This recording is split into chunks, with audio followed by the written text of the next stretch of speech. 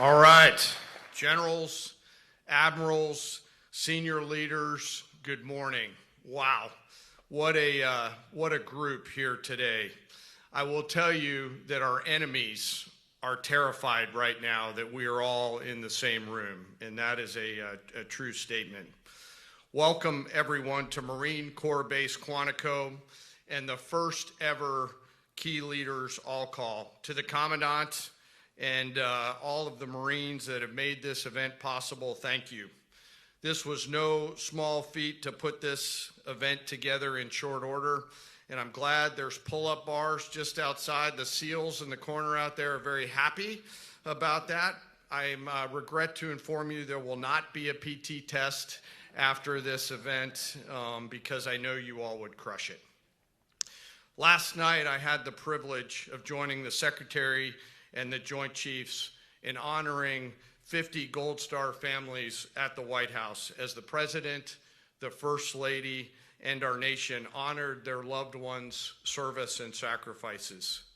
Teammates, it was a quiet and deeply meaningful event that reminded all of us that were lucky enough to be there of the serious and unforgiving nature of the business that we are in, fighting and winning our nation's wars. Leaders, we are living in dynamic and potentially dangerous times. Global risk is on the rise. Our adversaries are no longer aligning, they are aligned. And we must align with equal resolve and unity. Even as we strive for and seek peace, we must be prepared for war. Now, more than ever, it is vital that we hear from our civilian leaders, understand where they're taking the department and the joint force, and today we have the unprecedented opportunity and honor to hear directly from the Secretary of War and our Commander-in-Chief. Together, you and I and our civilian leaders have the honor of leading the finest military in the world, and we must seize every opportunity every day to prepare our joint force for the future. I am deeply humbled to serve with each and every one of you. And now it is my distinct honor to introduce our nation's Secretary of War, the Honorable Pete Hegseth.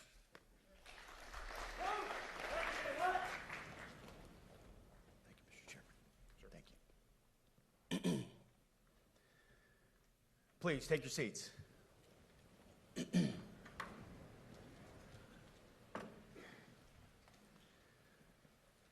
Well, Mr. Chairman, the Joint Chiefs, generals, admirals, commanders, officers, senior enlisted, NCOs, enlisted, and every member of our American military, good morning. Good morning and welcome to the War Department, because the era of the Department of Defense is over. You see, the motto of my first platoon was, "Those who long for peace must prepare for war." This is, of course, not a new idea. This crowd knows that. The origin dates to the 4th century Rome and has been repeated ever since, including by our first Commander-in-Chief, George Washington, the first leader of the War Department. It captures a simple yet profound truth. To ensure peace, we must prepare for war. From this moment forward, the only mission of the newly restored Department of War is this: warfighting, preparing for war and preparing to win, unrelenting and uncompromising in that pursuit. Not because we want war, no one here wants war, but it's because we love peace. We love peace for our fellow citizens. They deserve peace, and they rightfully expect us to deliver it. Our number one job, of course, is to be strong so that we can prevent war in the first place. The President talks about it all the time. It's called peace through strength. And as history teaches us, the only people who actually deserve peace are those who are willing to wage war to defend it. That's why pacifism is so naive and dangerous. It ignores human nature and it ignores human history. Either you protect your people and your sovereignty, or you will be subservient to something or someone. It's a truth as old as time. And since waging war is so costly in blood and treasure, we owe our republic a military that will win any war we choose, or any war that is thrust upon us. Should our enemies choose foolishly to challenge us, they will be crushed by the violence, precision, and ferocity of the War Department. In other words, to our enemies, F-A-F-O. If necessary, our troops can translate that for you. Another way to put it is peace through strength, brought to you by the warrior ethos. And we are restoring both. As President Trump has said, and he's right, we have the strongest, most powerful, most lethal, and most prepared military on the planet. That is true, full stop. Nobody can touch us. It's not even close. This is true largely because of the historic investments that he made in his first term, and we will continue in this term. But it's also true because of the leaders in this room and the incredible troops that you all lead. But the world, and as the chairman mentioned, our enemies get a vote. You feel it, I feel it. This is a moment of urgency, mounting urgency. Enemies gather, threats grow. There is no time for games. We must be prepared. If we're going to prevent and avoid war, we must prepare now. We are the strength part of peace through strength. And either we're ready to win or we are not. You see, this urgent moment, of course, requires more troops, more munitions, more drones, more Patriots, more submarines, more B-21 bombers. It requires more innovation, more AI in everything and ahead of the curve. More cyber effects, more counter-UAS, more space, more speed. America is the strongest, but we need to get stronger and quickly. The time is now, and the cause is urgent. The moment requires restoring and refocusing our defense industrial base, our shipbuilding industry, and onshoring all critical components. It requires, as President Trump has done, getting our allies and partners to step up and share the burden. America cannot do everything. The free world requires allies with real hard power, real military leadership, and real military capabilities. The War Department is tackling and prioritizing all of these things. And I'll be giving a speech next month that will showcase the speed, innovation, and generational acquisition reforms we are undertaking urgently. Likewise, the nature of the threats we face in our hemisphere and in deterring China is another speech for another day, coming soon. This speech today, as I drink my coffee, this speech today is about people, and it's about culture. The topic today is about the nature of ourselves. Because no plan, no program, no reform, no formation will ultimately succeed unless we have the right people and the right culture at the War Department. If I've learned one core lesson in my 8 months in this job, it's that personnel is policy. Personnel is policy. The best way to take care of troops is to give them good leaders committed to the warfighting culture of the department. Not perfect leaders, good leaders. Competent, qualified, professional, agile, aggressive, innovative, risk-taking, apolitical, faithful to their oath and to the Constitution. Eugene Sledge, in his World War II memoir, wrote, quote, "War is brutish, inglorious, and a terrible waste. Combat leaves an indelible mark on those who are forced to endure it. The only redeeming factors are my comrades' incredible bravery and their devotion to each other." In combat, there are thousands of variables, as I learned in Iraq and Afghanistan, and as so many of you did in so many more places. Leaders can only control about 3 of them: You control how well you're trained, mostly how well you're equipped, and the last variable is how well you lead. After that, you're on your own. Our warfighters are entitled to be led by the best and most capable leaders. That is who we need you all to be. Even then, in combat, even if you do everything right, you may still lose people because the enemy always gets a vote. We have a sacred duty to ensure that our warriors are led by the most capable and qualified combat leaders. This is one thing you and I can control, and we owe it to the force to deliver it. For too long, we have simply not done that. The military has been forced by foolish and reckless politicians to focus on the wrong things. In many ways, this speech is about fixing decades of decay. Some of it obvious, some of it hidden. Or as the chairman has put it, we are clearing out the debris, removing the distractions, clearing the way for leaders to be leaders. You might say we're ending the war on warriors. I heard someone wrote a book about that. For too long, we've promoted too many uniformed leaders for the wrong reasons, based on their race, based on gender quotas, based on historic so-called firsts. We've pretended that combat arms and non-combat arms are the same thing. We've weeded out so-called toxic leaders under the guise of double-blind psychology assessments, promoting risk-averse, go-along-to-get-along conformists instead. You name it, the department did it. Foolish and reckless political leaders set the wrong compass heading, and we lost our way. We became the woke department, but not anymore.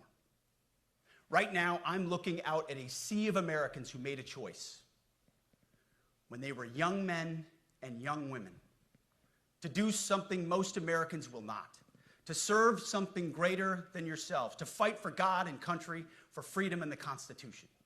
You made a choice to serve when others did not, and I commend you. You are truly the best of America. But this does not mean, and this goes for all of us, that our path to this auditorium on this day was a straight line, or that the conditions of the formations we lead are where we want them to be. You love your country, and we love this uniform, which is why we must do better. We just have to be honest. We have to say with our mouths what we see with our eyes, to just tell it like it is in plain English, to point out the obvious things right in front of us. That's what leaders must do. We cannot go another day without directly addressing the plank in our own eye, without addressing the problems in our own commands and in our own formations.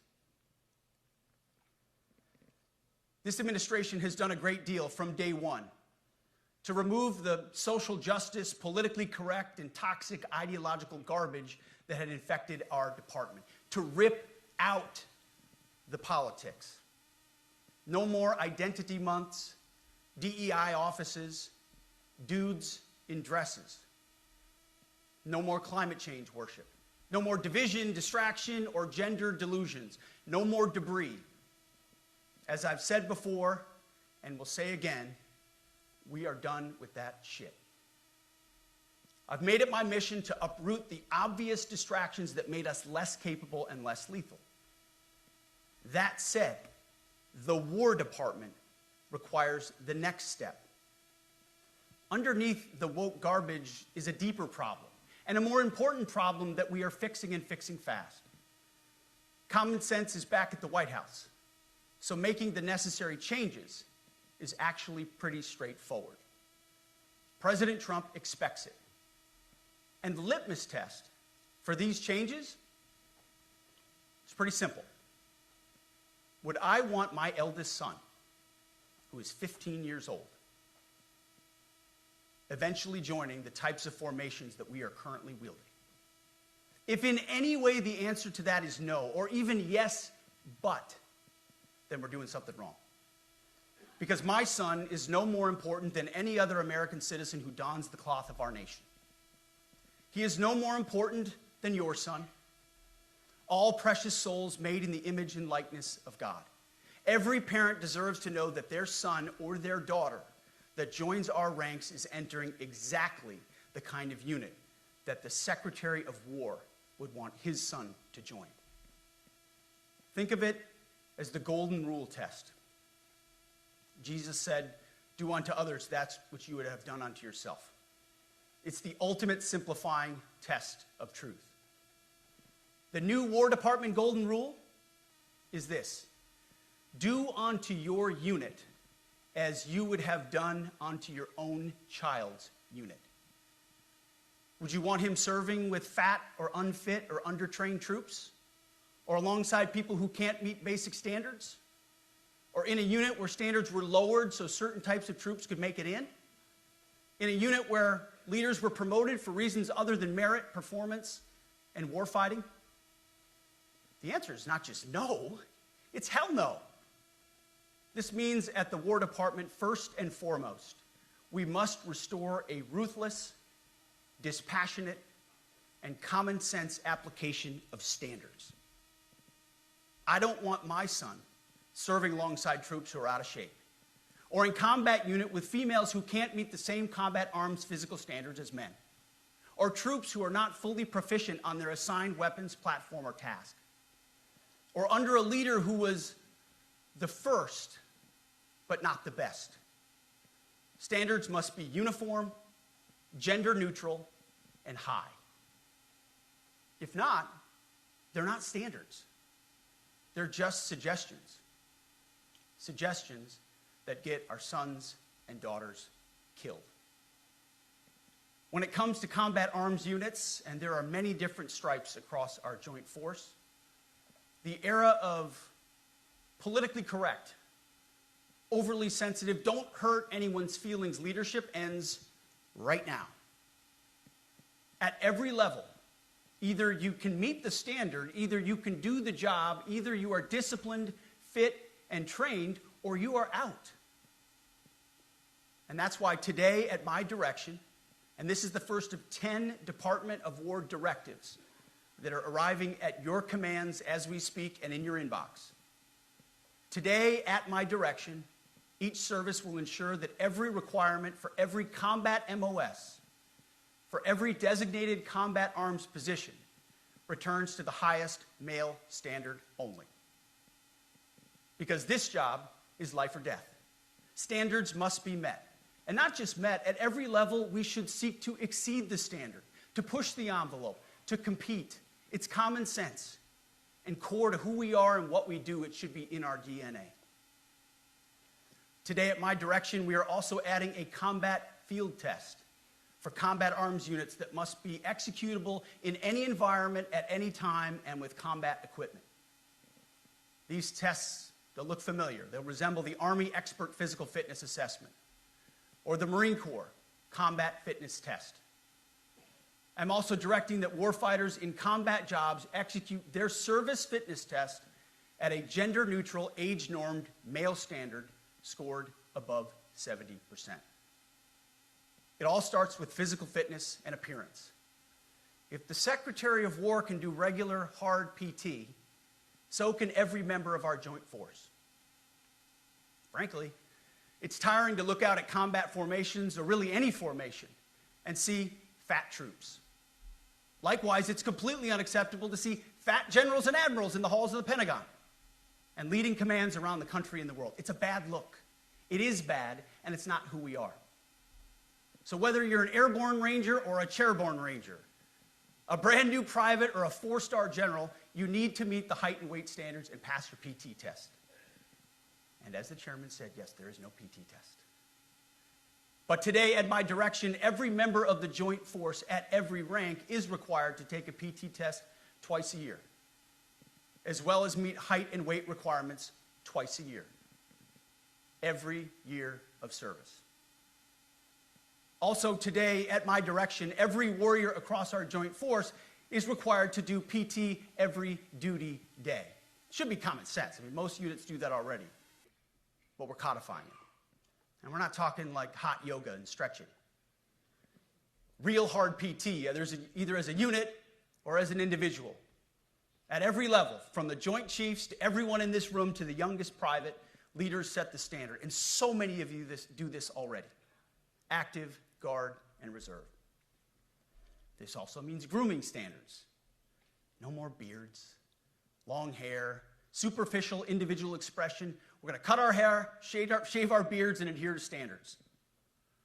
Because it's like the broken windows theory of policing. It's like when you let the small stuff go, the big stuff eventually goes.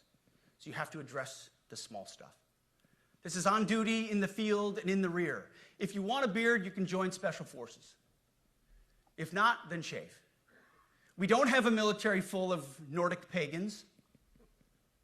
But unfortunately, we have had leaders who either refuse to call BS and enforce standards, or leaders who felt like they were not allowed to enforce standards. Both are unacceptable. And that's why today, at my direction, the era of unprofessional appearance is over. No more beardos. The era of rampant and ridiculous shaving profiles is done. Simply put, if you do not meet the male-level physical standards for combat positions, cannot pass a PT test, or don't want to shave and look professional, it's time for a new position or a new profession. I sincerely appreciate the proactive efforts the secretaries have already taken in some of those areas, service secretaries. And these directives are intended to simply accelerate those efforts. On the topic of standards, allow me a few words to talk about toxic leaders. Upholding and demanding high standards is not toxic. Enforcing high standards, not toxic leadership. Leading warfighters toward the goals of high, gender-neutral, and uncompromising standards in order to forge a cohesive, formidable, and lethal Department of War is not toxic. It is our duty, consistent with our constitutional oath. Real toxic leadership is endangering subordinates with low standards. Real toxic leadership is promoting people based on immutable characteristics or quotas instead of based on merit. Real toxic leadership is promoting destructive ideologies that are an anathema to the Constitution and the laws of nature and nature's God, as Thomas Jefferson wrote in the Declaration of Independence. The definition of toxic has been turned upside down, and we're correcting that.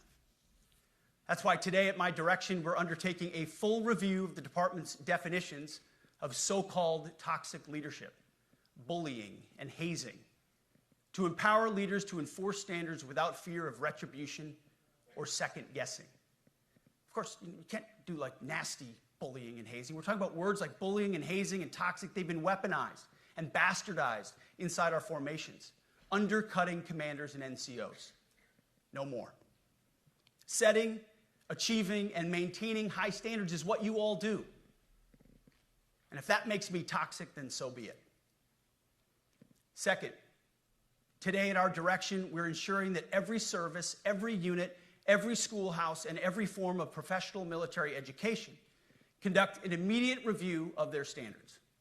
Now, we've done this in many places already, but today it goes across the entire Department of War.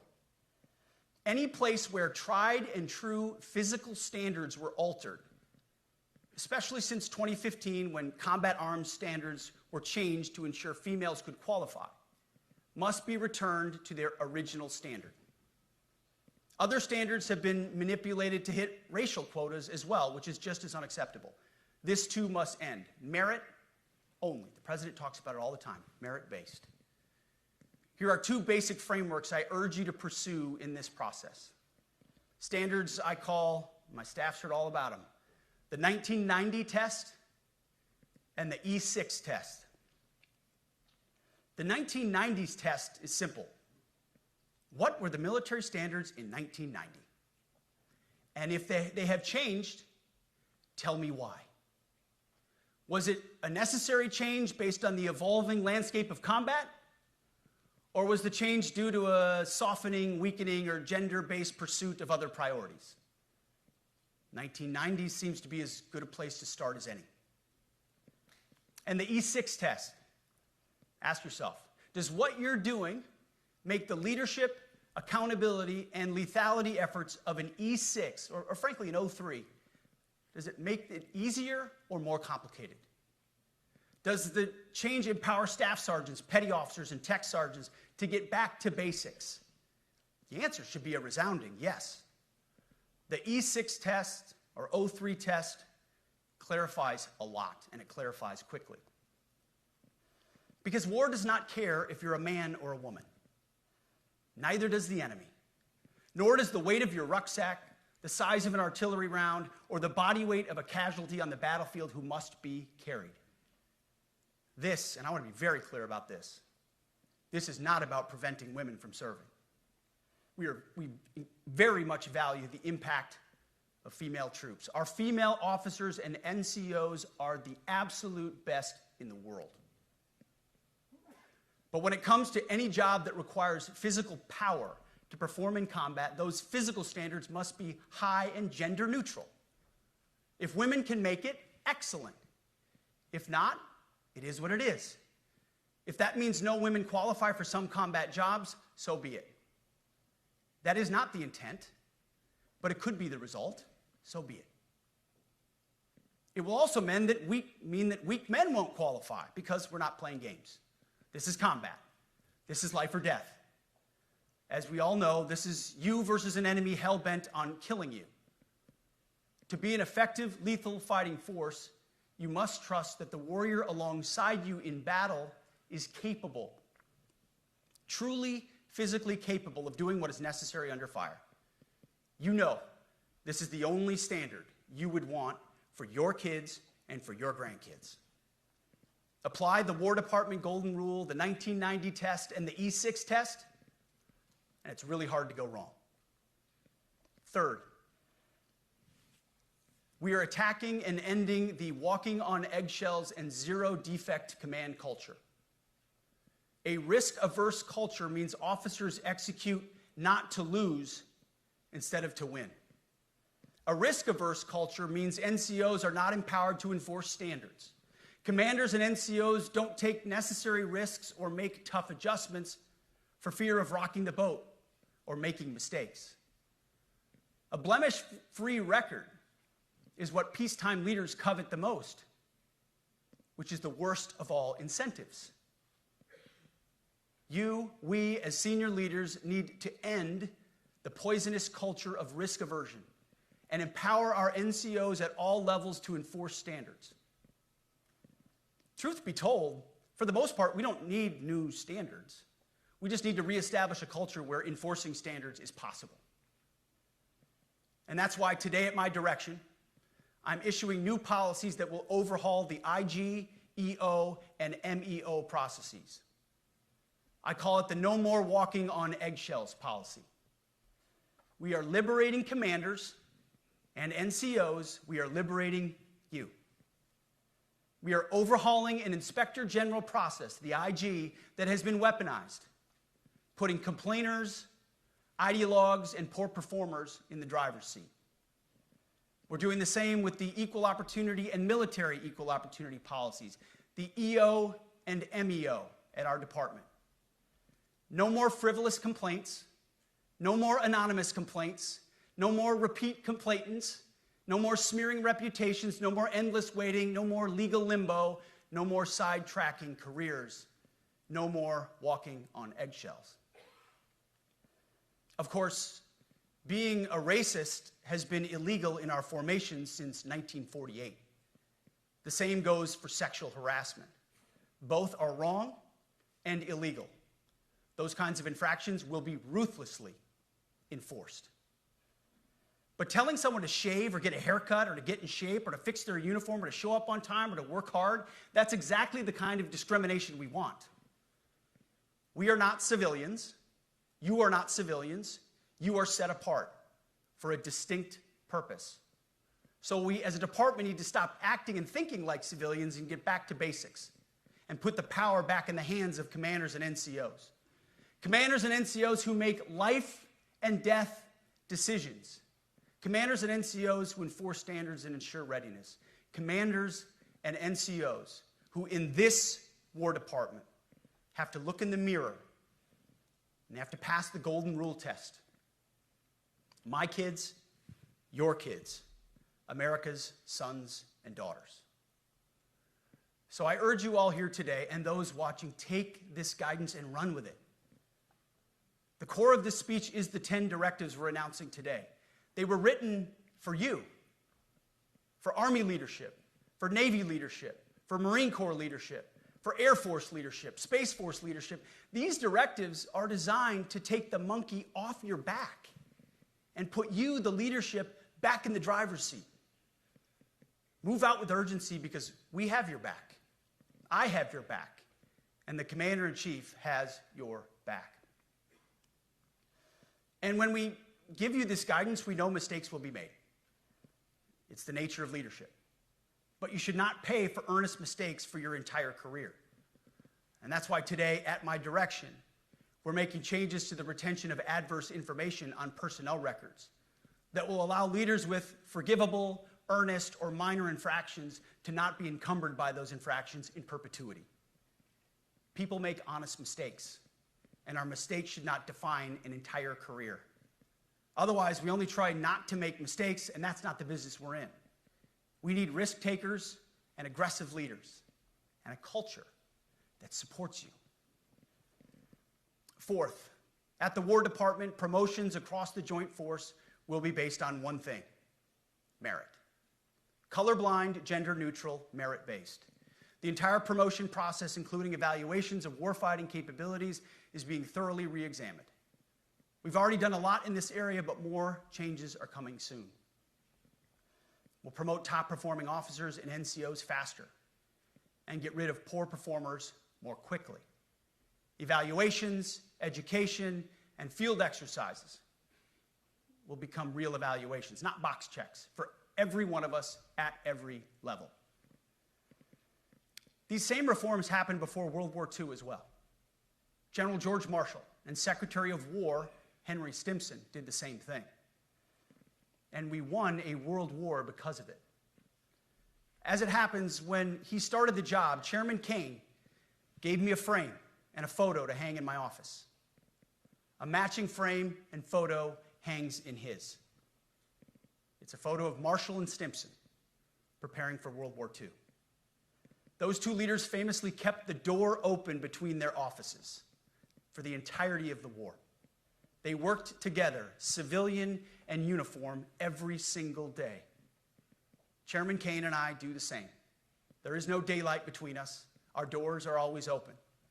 Our job together is to ensure our military is led by the very best, ready to answer the nation's call. Fifth, as you have seen, and the media has obsessed over, I have fired a number of senior officers since taking over. The previous chairman, other members of the Joint Chiefs, combatant commanders, and other commanders. The rationale for me has been straightforward. It's nearly impossible to change a culture with the same people who helped create or even benefited from that culture, even if that culture was created by a previous president and previous secretary. My approach has been simple. When in doubt, assess the situation, follow your gut, and if it's the best for the military, make a change. We all serve at the pleasure of the president every single day. But in many ways, it's not their fault. It's not your fault. As foolish and reckless as the woke department was, those officers were following elected political leadership. An entire generation of generals and admirals were told that they must parrot the insane fallacy that, quote, our diversity is our strength. Of course, we know our unity is our strength. They had to put out dizzying DEI and LGBTQI+ statements. They were told females and males are the same thing, or that males who think they're females is totally normal. They were told that we need a green fleet and electric tanks. They were told to kick out Americans who refused an emergency vaccine. They followed civilian policies set by foolish and reckless political leaders. Our job, my job, has been to determine which leaders simply did what they must to answer the prerogatives of civilian leadership, and which leaders are truly invested in the woke department, and therefore incapable of embracing the War Department and executing new lawful orders. That's it. It's that simple. So for the past 8 months, we've gotten a good look under the hood of our officer corps. We've done our best to thoroughly assess the human terrain. We've had to make trade-offs and some difficult decisions. It's more of an art than a science. We have been and will continue to be judicious, but also expeditious. The new compass heading is clear. Out with the Shirellis, the Mackenzies, and the Millies, and in with the Stockdales, the Schwarzkopfs, and the Pattons. More leadership changes will be made, of that I'm certain. Not because we want to, but because we must. Once again, this is life and death. The sooner we have the right people, the sooner we can advance the right policies. Personnel is policy. But I look out at this group, and I see great Americans. Leaders who have given decades to our great republic, at great sacrifice to yourselves and to your families. But if the words I'm speaking today are making your heart sink, then you should do the honorable thing and resign. We would thank you for your service. But I suspect, I know, the overwhelming majority of you feel the opposite.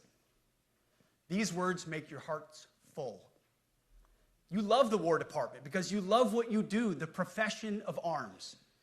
You are hereby liberated to be an apolitical, hard-charging, no-nonsense, constitutional leader that you joined the military to be.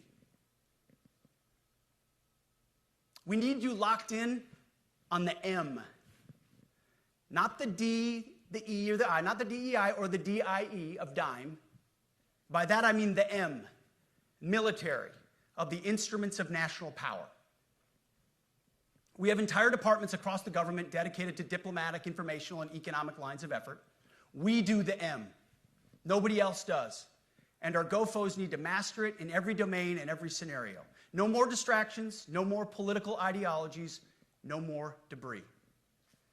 Now, of course, we're going to disagree at times. We would not be Americans if we didn't. Being a leader in a large organization like ours means having frank conversations and differences of opinion. You will win some arguments, and you will lose some arguments. But when civilian leaders issue lawful orders, we execute. We are professionals in the profession of arms. Our entire constitutional system is predicated upon this understanding. Now, it seems like a small thing, but it's not. This includes as well the behavior of our troops online. To that end, I want to thank and recognize the services for their new proactive social media policies. Use them. Anonymous, online, or keyboard complaining is not worthy of a warrior. It's cowardice masquerading as conscience. Anonymous, unit-level social media pages that trash commanders, demoralize troops, and undermine unit cohesion must not be tolerated. Again, O3s, E6s. Sixth, we must train and we must maintain. Any moment that we are not training on our mission or maintaining our equipment is a moment we are less prepared for preventing or winning the next war.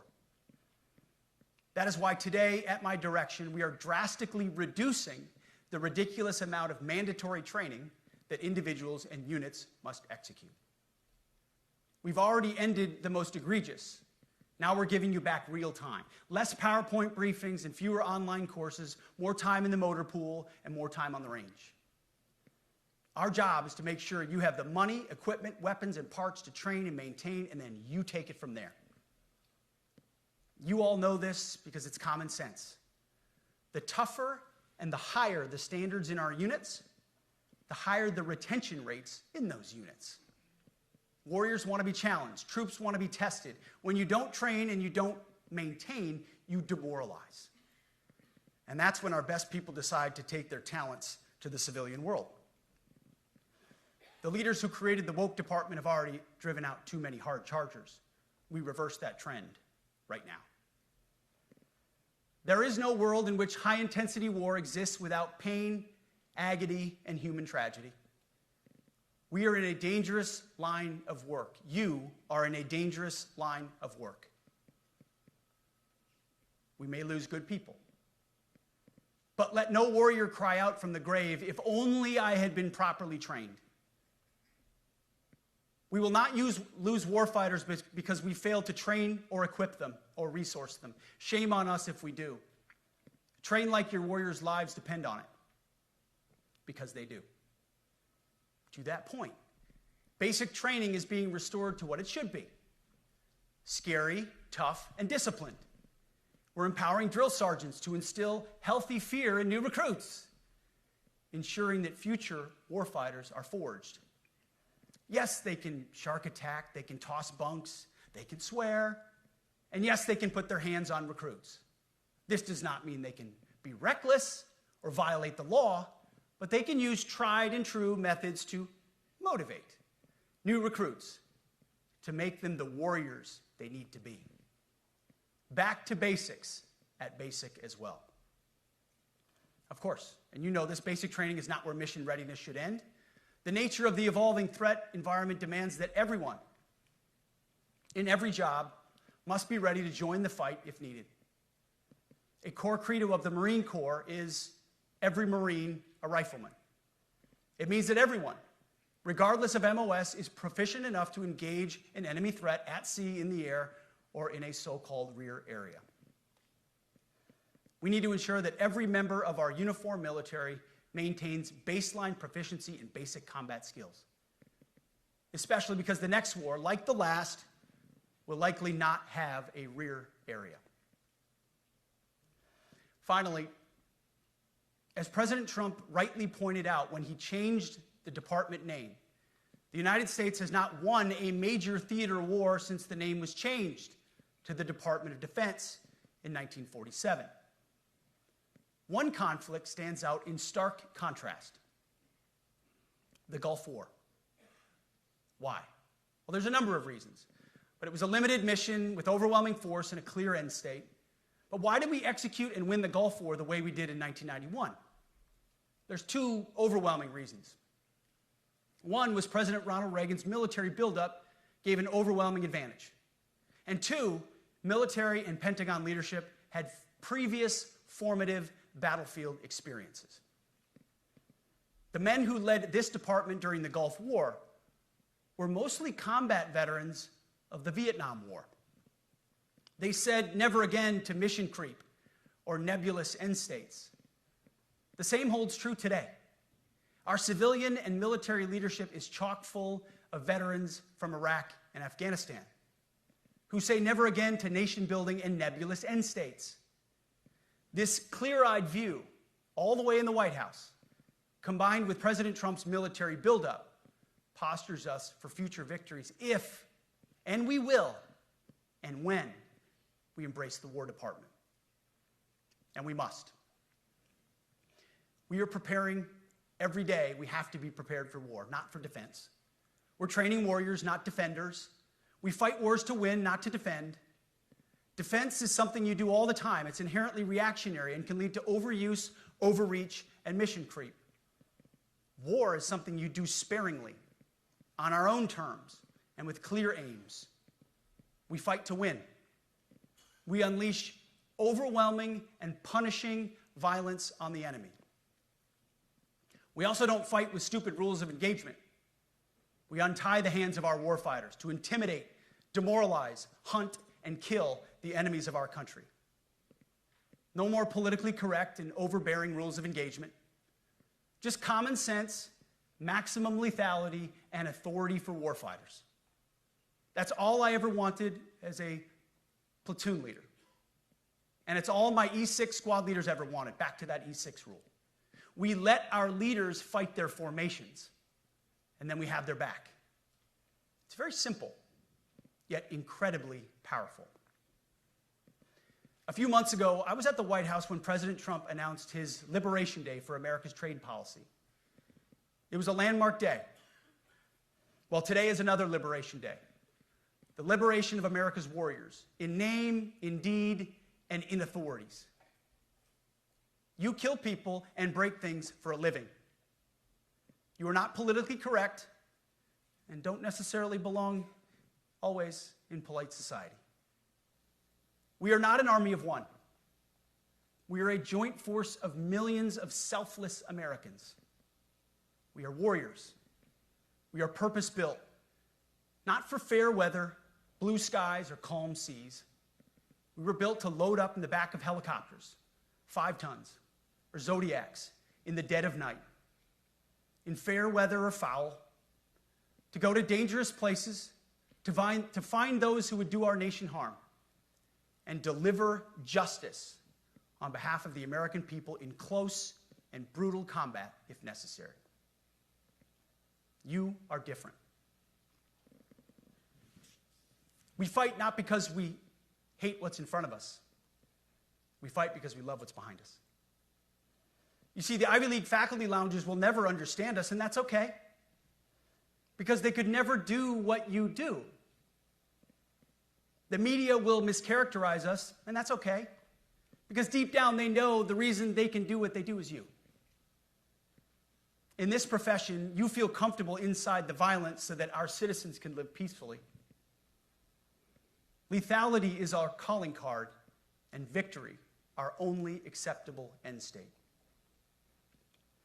In closing, a few weeks ago, at our monthly Pentagon Christian prayer service, I recited a commander's prayer. It's a simple yet meaningful prayer for wisdom for commanders and leaders. I encourage you to look it up if you've never seen it. But the prayer, it ends like this. And most of all, Lord, please keep my soldiers safe. Lead them, guide them, protect them, watch over them. And as you gave all of yourself for me, help me give all of myself for them. And amen. I have prayed this prayer many times since I've had the privilege of being your secretary. And I will continue to pray this prayer for each of you as you command and lead our nation's finest. Go forth and do good things, hard things. President Trump has your back, and so do I. And you'll hear from him shortly. Move out and draw fire, because we are the War Department. Godspeed. Room, attention.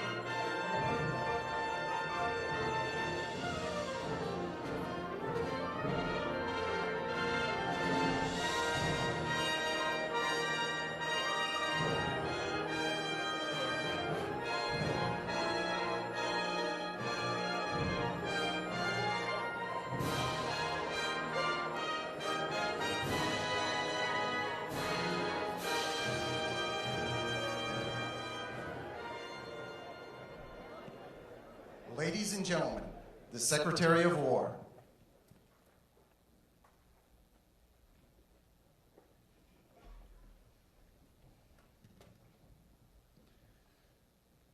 Well, you've heard from me, so now it's the main event, our Commander-in-Chief. I have the privilege every single day of watching him put America first, of ensuring that our warfighters have everything they need.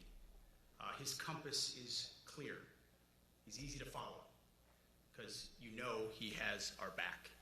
I was thinking backstage, the man who was the Commander-in-Chief when the War Department was created was George Washington. The man who was president when the War Department was reestablished is President Trump. And when he found out about this gathering of senior leaders, he said, I would be honored to come in order to address and thank the incredible Americans who defend our nation. He has a heart full of gratitude and love for what you do, and we get a chance to see it every day. And I'm honored that this morning you all firsthand get to see it as well. So ladies and gentlemen, join me in welcoming the 45th and 47th President of the United States, our Commander-in-Chief, Donald J. Trump.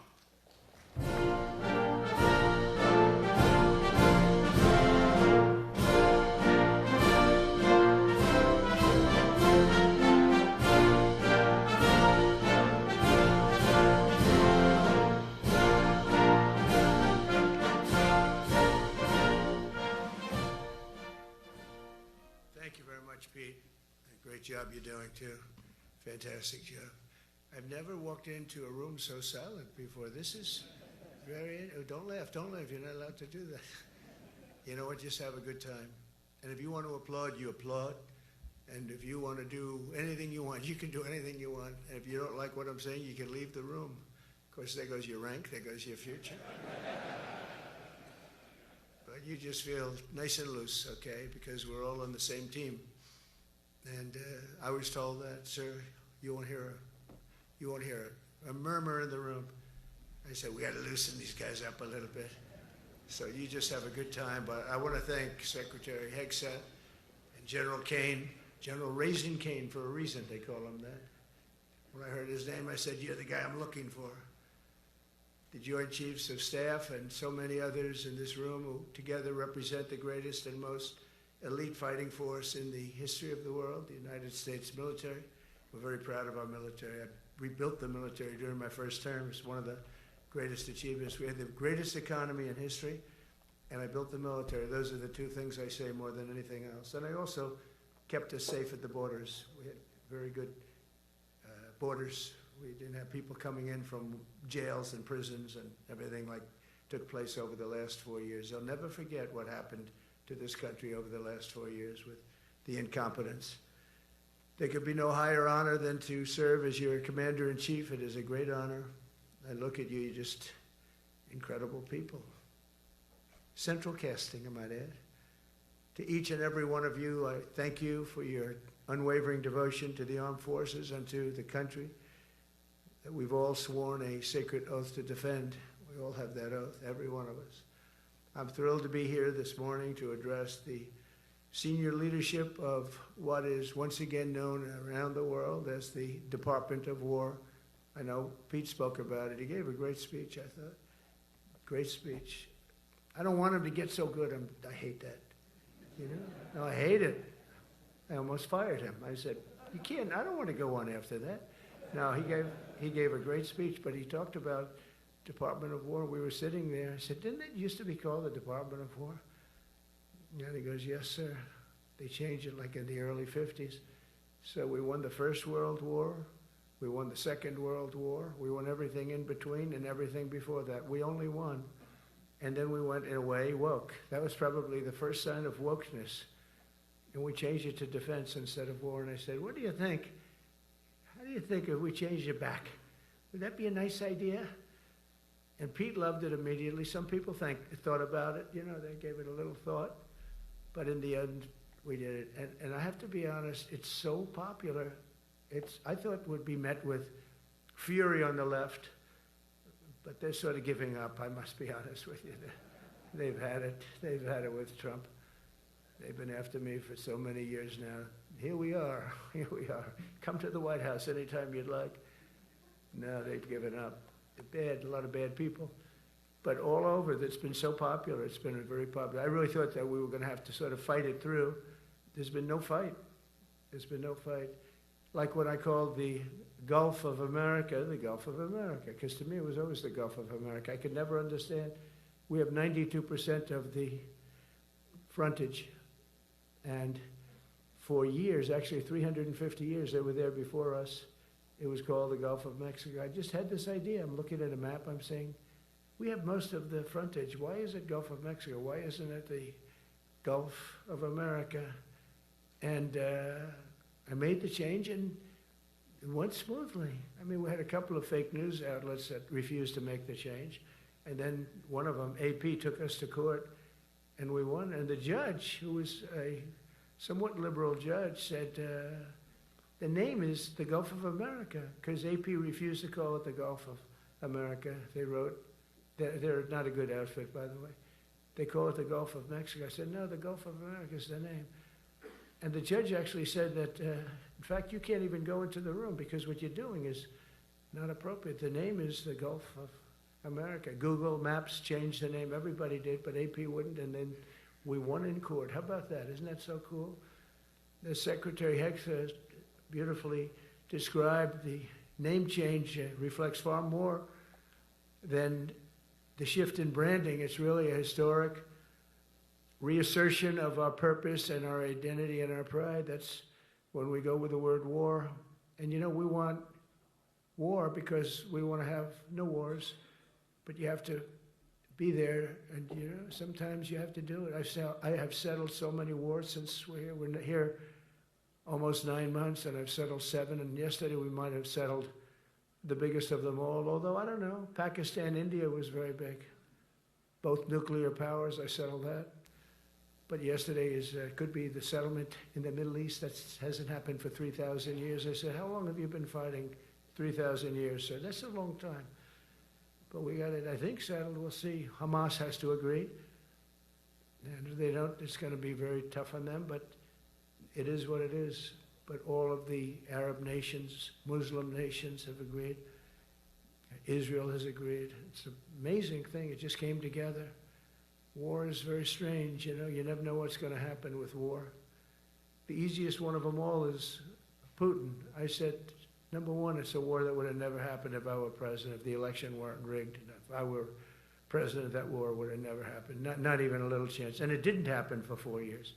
But I knew Putin very well, and I thought that would be easy because I know him so well. Well, that one turned out to be the hardest of them all. We had some that were not settleable, and they all got settled. So if this works out, that we did yesterday with the Middle East, then that's more than a war. That's lots of wars. That's all combined. That's a lot of wars. Many of you were over there in many different capacities in many different countries. That's a big part of the earth.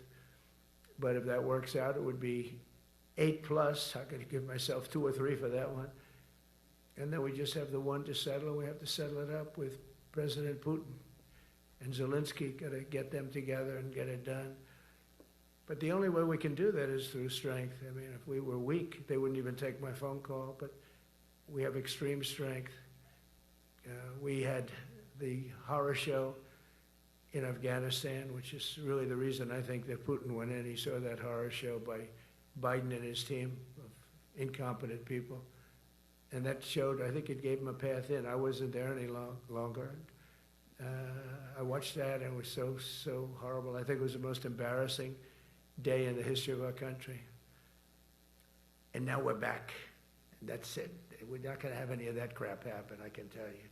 That was terrible, so terrible. Together we're reawakening the warrior spirit, and this is a spirit that won and built this nation, and from the cavalry that tamed the Great Plains to the ferocious, unyielding power of Patton, Bradley, and the great General Douglas MacArthur. These are all great men. In this effort, we're a team, and so my message to you is very simple. I am with you, I support you, and as president, I have your backs 100%. You'll never see me even waver a little bit. It's the way it is.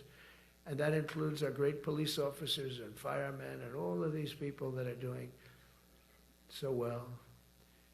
Together over the next few years, we're going to make our military stronger, tougher, faster, fiercer, and more powerful than it has ever been before.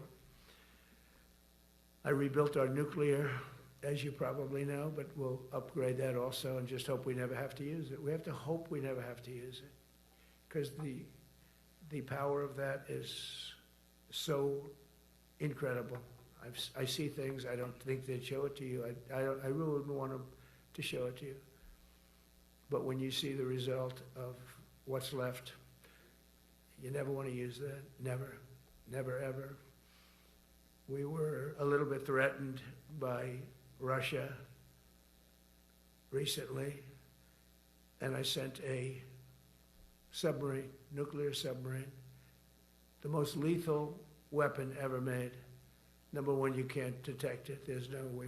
We're 25 years ahead of Russia and China in submarines. Russia's actually second in submarines.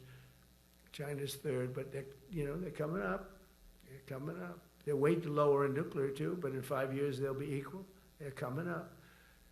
And you don't have to be that good with nuclear. You could have 1/20th what you have now and still do the damage that would be, that'd be so horrendous.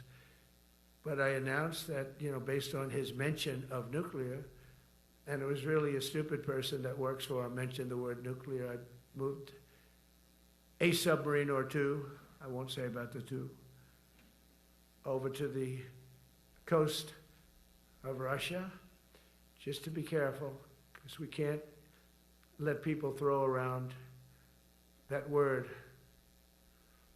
I call it the N word. There are two N words, and you can't use either of them. You can't use either of them.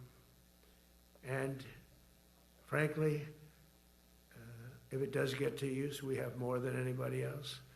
We have better, we have newer, but it's something we don't ever want to even have to think about. But when somebody mentions it, that submarine started immediately thereafter. And it's just lurking, but I'm sure we're not going to have to use it. But it's an amazing, it's undetectable, totally. Ours is, theirs isn't. Theirs are totally detectable. We can detect them easily. We go right to the spot. But we have genius apparatus that doesn't allow detection. It doesn't allow detection at all by anybody above water or below water. It's incredible. We're way ahead of everybody in that, and other things. As a result of the exciting renewal of the spirit of our armed forces, and that's what it is. It's really reaching that spirit, unprecedented heights. Over the past 8 months, new enlistments, I'm so proud of this, have surged to record highs, the highest we've ever had. And we used to have recruiting shortages. If you remember, about a year and a half ago, I was at the beginning stage of a campaign, and things came out that you couldn't get people to join the armed forces. And by the way, the police also. Fire department, I always put the fire department in because they're great. They're great. And I got 95% of their vote too, that helps. When you get 95% of their vote, you always have to mention them. But they're great. And they're brave in our inner cities, which we're going to be talking about, because it's a big part of war now. It's a big part of war. But the firemen go up in ladders, and you have people shooting at them while they're up in ladders. I don't even know if anybody heard that. And I said, don't talk about it much, but I think you have to. Our firemen are incredible. They're up in one of these ladders that goes way up to the sky, rescuing people, and you have animals shooting at them, shooting bullets at firemen that are way up in death territory. You fall off that ladder, it's over. It's over. They don't even have to inspect you when you hit the ground. And you have people shooting bullets at them in some of these inner cities. We're not going to let that happen. So I always mention the firemen because that's actually a big problem we have. They are unbelievable. Like you, they're unbelievable people. For the first time on record in 2025, the Navy, Air Force, and Space Force all met or surpassed their recruiting goals 3 months early. That never happened before. And the Army did even better. Congratulations, Army. They met everything. And these were the highest standards because we're making it larger. So these were much higher standards than you had 4 years ago, 3 years ago, during the Sleepy Joe Biden era. And the Army did it 4 months early. And you remember, a year and a half ago, they said the big story is that we're way behind with the Army, Air Force, the Navy, the Marines. We're way behind, Coast Guard. And even Space Force. I love Space Force because that was my creation. You know, when you create something, I love it. And the people we put in there were good. I got that right. We put in great people initially, and we've really dominated. We really dominate in that sphere now. We're way behind China and Russia, and now we dominate. Space Force turned out to be a very important thing. I said from the beginning, you know, when Biden came into office, he wanted to terminate it. He said, and this thing called Space Force, so we could get rid of that. And he got hammered by the people in this room for even suggesting it, because it's very important, one of the most important. And as time goes by, it'll get more and more important. But we're now at 106% of our recruiting targets for the year, and that's the best in far more than a generation. And for the Marines, morale is so strong that the Marine Corps will meet its 2026 retention targets before the end of October, which never happens. And that's the earliest it's ever happened in the history of our country. And it makes you feel good, you know. I felt guilty. I'd go make a speech in front of never people like you. You are the leaders, but people, soldiers. And I felt embarrassed because there'd be stories about, you know, we couldn't fill up our Army, Navy, Air Force. We couldn't fill them up. And it was headlines. It was during Biden's 4 years. The auto pen, I call him the auto pen. It's, how would you like to have your thing signed by an auto pen? You know, when I have a general and I have to sign for a general because we have beautiful paper, the gorgeous paper, I said throw a little more gold on it. They deserve it. I want the A paper, not the D paper. We used to sign a piece of garbage. I said, this man's going to be a general, right? Yeah. I don't want to use this. I want to use the big, beautiful, firm paper. I want to use the real gold writing when you talk about the position, and they're beautiful. And, but how would you like to have that where some kid sitting in the back office is having it signed with an auto pen? I thought about it, and I thought about you people first, admirals, generals. I said, somebody works his whole life. He gets into maybe the academies or wherever, but however you got there, and you go through years of work, and now you become an admiral or a general or whatever. And when you do, the President of the United States signs your commission, as you know, and that commission is beautifully displayed. And I sign it. Actually, I love my signature. I really do. Everyone loves my signature. But I signed it very proudly, and I always think to myself, how can you have an auto pen sign this? It's just so disrespectful. To me, it's just totally disrespectful. And it turned out that almost everything he did was signed by auto pen, except for when he gave his son, Hunter, pardon. He signed that one. And that's actually the worst signature I've ever seen. That was the bad. The auto pen looks much better. But as leaders, our commitment to every patriot who put on the uniform is to ensure that American military remains the most lethal and dominant on the planet, not merely for a few years, but for the decades and generations to come, for centuries. We must be so strong that no nation will dare challenge us, so powerful that no enemy will dare threaten us, and so capable that no adversary can even think about beating us. And we've had it recently. I had India and Pakistan were going at it, and I called them both. And in this case, I used trade. I'm not going to trade with you. Used to two nuclear nations, big nuclear. And no, you cannot do that. I said, yes, I can. You go into this freaking war that I'm hearing about. You know, actually, they just shot down 7 planes. 7 planes. It was starting. There was a lot of bad blood. And I said, you do this, there's not going to be any trade. And I stopped the war. It was raging for 4 days, but that was just the beginning. And we stopped it. It was a great thing. And the Prime Minister of Pakistan was here, along with the Field Marshal, who's a very important guy in Pakistan, and he was here 3 days ago.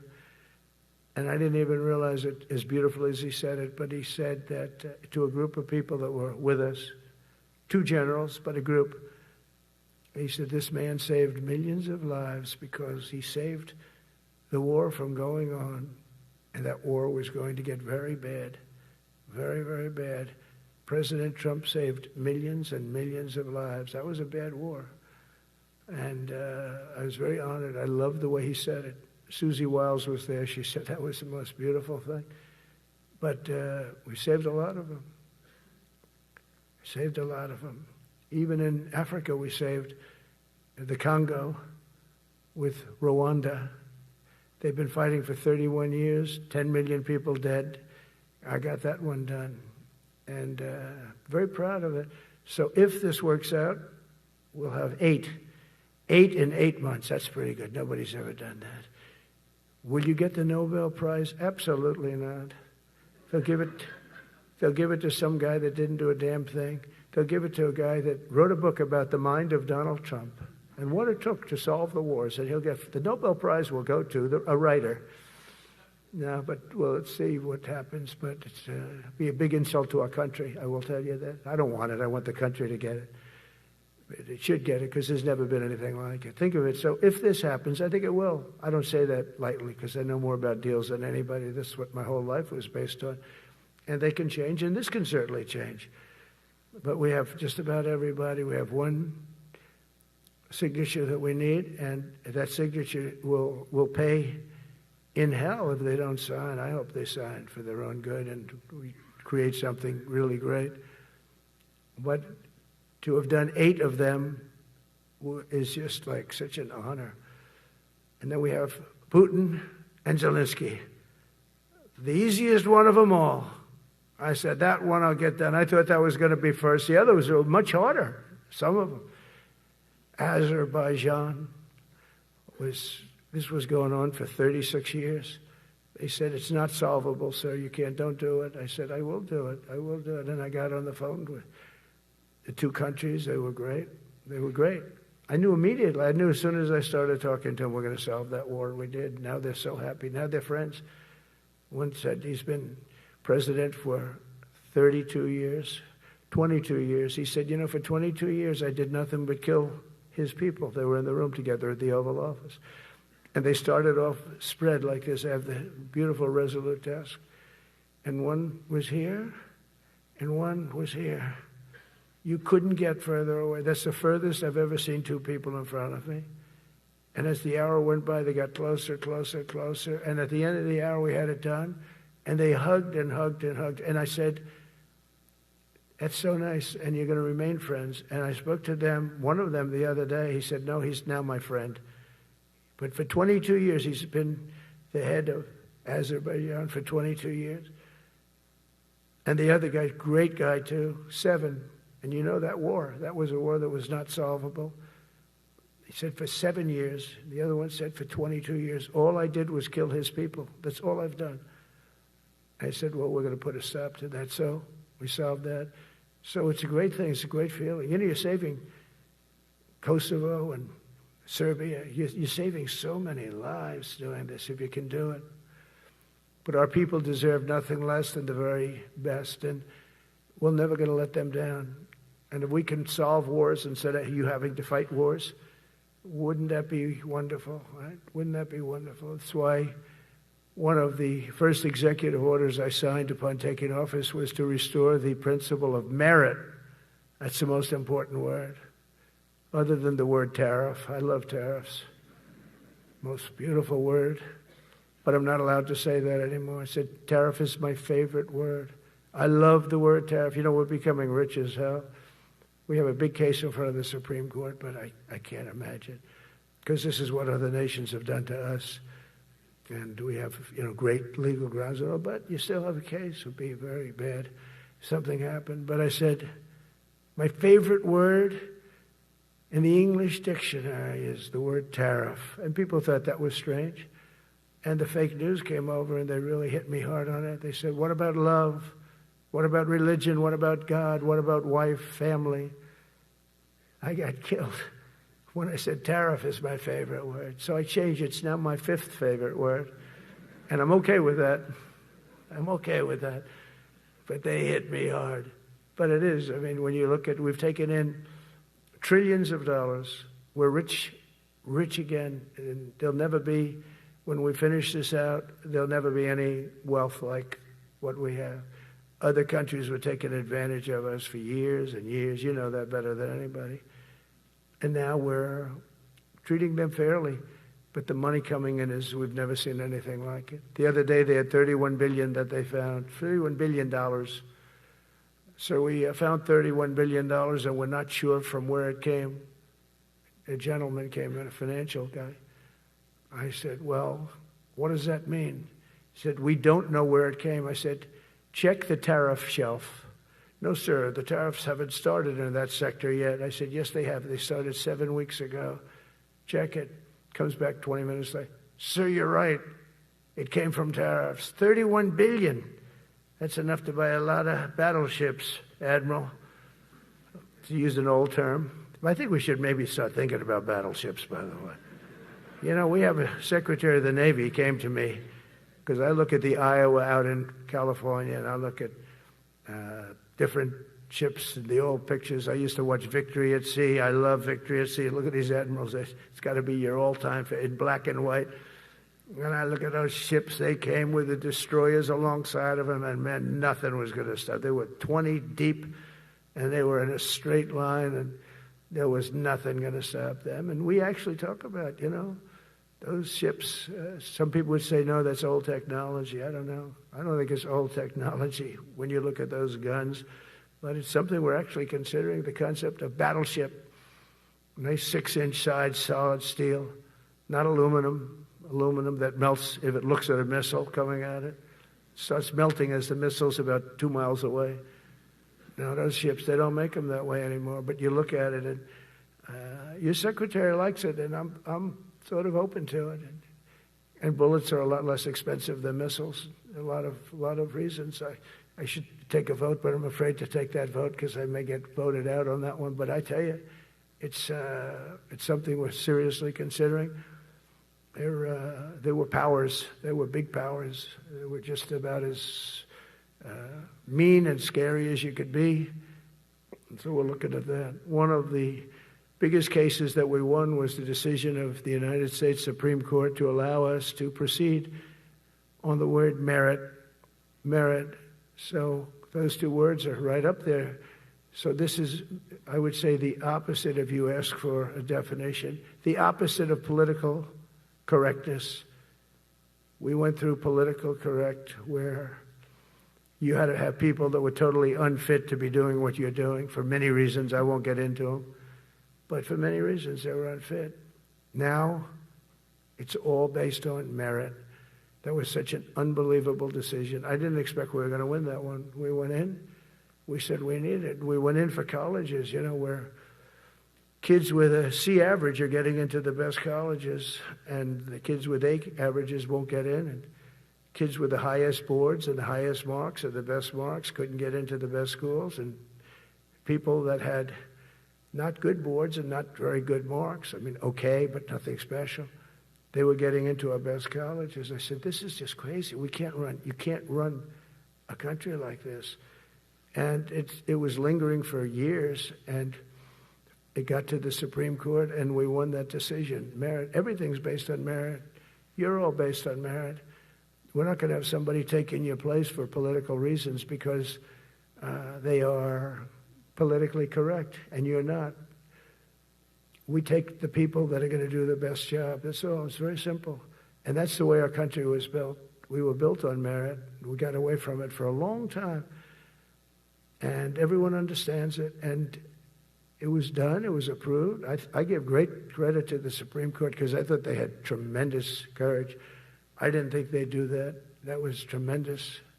I give them maybe for that decision almost more than anything because it's a hard decision to make. It's really hard. The apparatus of our country was not set up for merit. It was set up for political correctness. And you can never be great if you're going to do that. And we're going to be greater than we ever were before. We're bringing back a focus on fitness, ability, character, and strength. That's because the purposes of American military is not to protect anyone's feelings. It's to protect our republic, and it's the republic that we dearly love. It's to protect our country. We will not be politically correct when it comes to defending American freedom, and we will be a fighting and winning machine. We want to fight, we want to win, and we want to fight as little as possible. You have to count on people like me to keep you out of wars, because we don't want to go into wars. Many of the wars that I just told you about, we could have entered those wars and settled them in a different way, lose a lot of our troops. And we could have settled them, I guess, differently. Maybe not, actually. Actually, you might not have been able to settle them. We just would have been in the middle of a lot of firepower.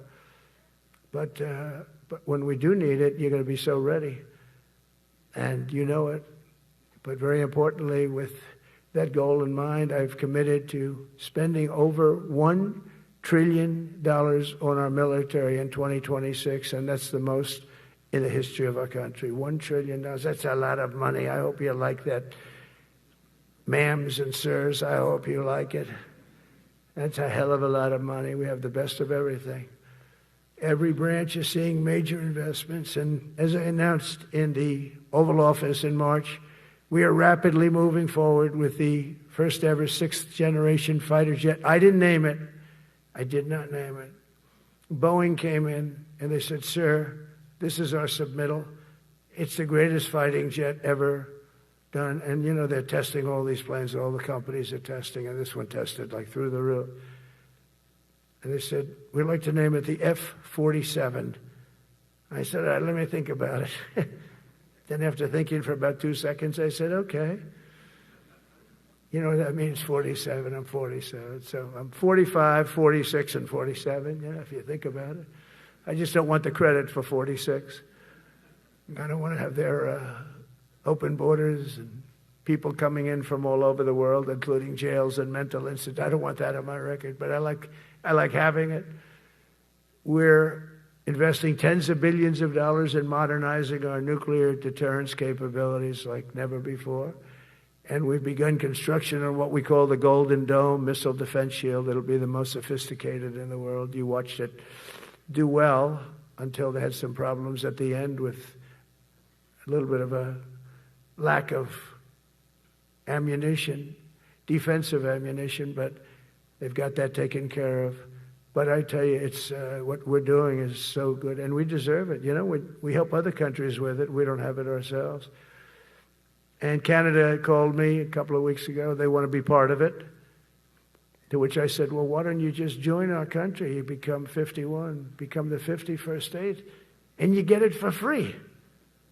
So I don't know if that made a big impact, but it does make a lot of sense. It actually makes, because they're having a hard time up there in Canada now, because as you know, with tariffs, everyone's coming into our country. We have more investment than we've ever had before, $17 trillion coming in. As an example, in 4 years, Biden didn't have $1 trillion. We have $17 trillion more than that in 8 months coming in. And they're coming in from Canada, Mexico, from Europe, from all over. AI, auto plants. Everybody's coming back to the United States. Under my budget, we will be expanding the U.S. Navy by at least 19 ships next year, including submarines, destroyers, assault ships, and more. And it's going to be much more than that as we go along, because we basically don't build ships anymore. We do build submarines, but we don't build ships. Do you know in the Second World War, they were freighters and different types, but we were doing a ship a day, and now we don't do ships.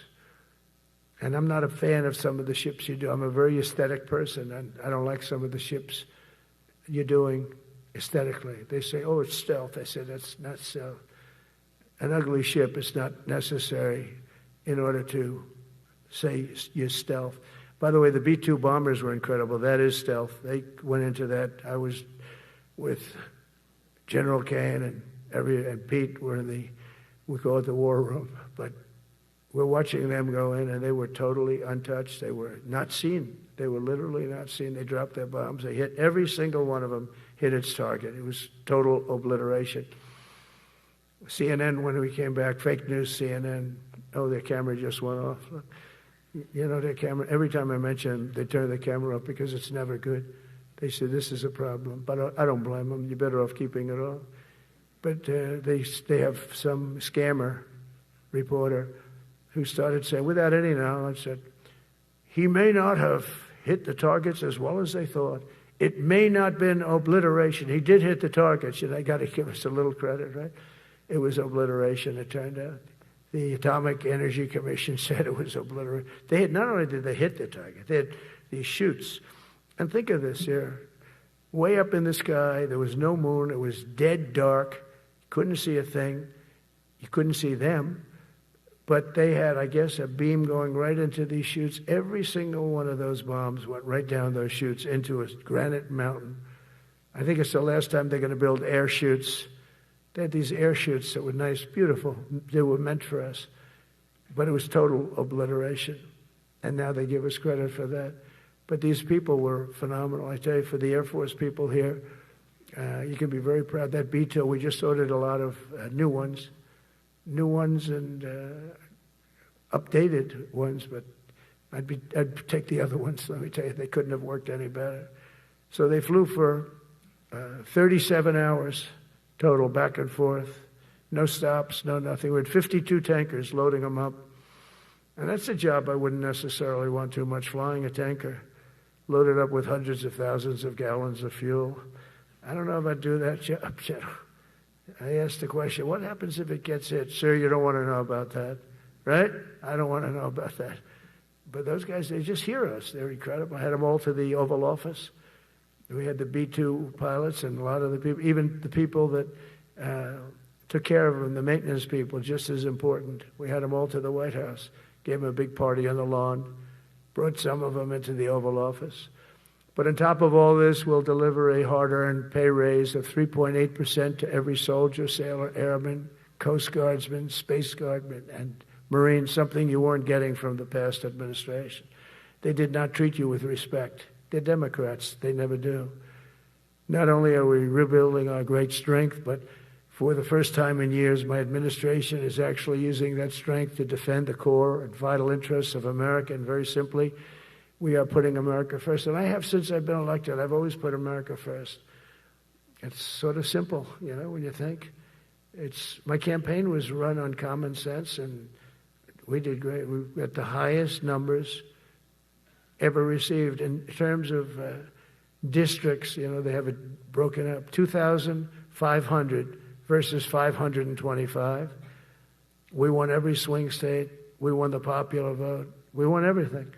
We won everything. You have to take a look at the map. It's almost entirely red, except there's a little blue line on each coast, and I think that's going to disappear too. We did really great, and part of it is because of our success with the military, the rebuilding of the military, the vote that I got from the military, and the vicious people, you know, that we have to fight, just like you have to fight vicious people. Mine are different, a different kind of vicious, but they spread all these horrible, you know, they made up statements and said what I said about everything, but even about the military. But fortunately, the military didn't believe it. It's hard. You know, they make up a statement and they said, you say it.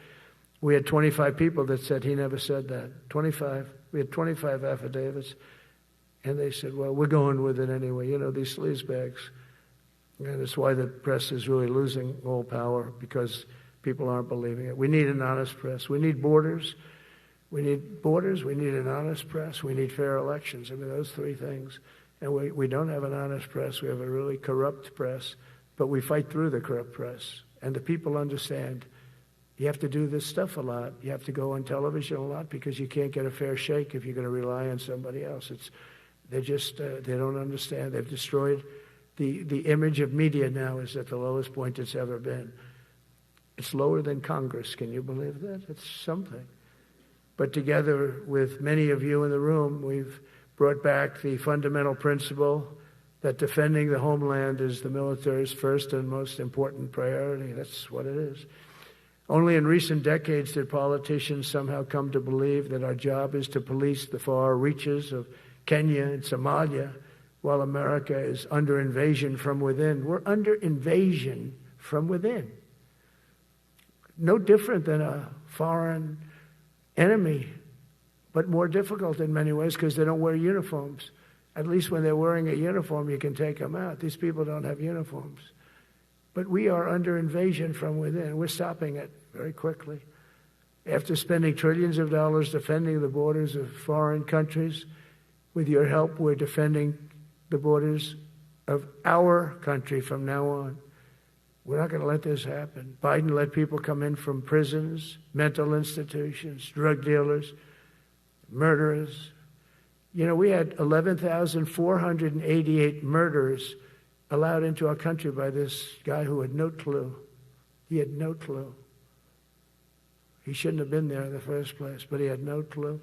The people that ran the office, the White House, were people that surrounded him, radical left lunatics that are brilliant people, but dumb as hell when it came to policy and common sense. And they allowed people from all over the world, from the Congo. They opened up prisons in the Congo. They came into our country totally unmatched, unvetted, unchecked. And from all over, South America, not just South America. You know, you think South America, no, but from all over. A lot came in from Venezuela. Venezuela emptied its prison population into our country. That's why they have Tren de Aragua, one of the worst gangs ever.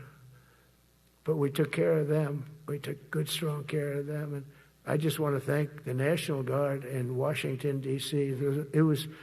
It's embarrassing to say this. Now I can say it because we solved it. But Washington, D.C. was the most unsafe, most dangerous city in the United States of America. And to a large extent, beyond. And beyond that. You go to Afghanistan, they didn't have anything like that. You go to countries that you would think there's problems, they didn't have that. And now Washington, D.C., after 12 days of serious, serious intensity, we took out 1,700 career criminals. If you have 5 career criminals, they can make your numbers look very bad because they'll commit many crimes a day. But we took out 1,700, and they took them out. There was no doubt who the boss was. They did an unbelievable job. Then they started even cleaning. I said, I don't want them doing that, sir. They were cleaning it up. I drove through it 2 days ago. It was beautiful. People are walking down the street holding hands, man and wife, coming from Iowa. They're not worried about being shot.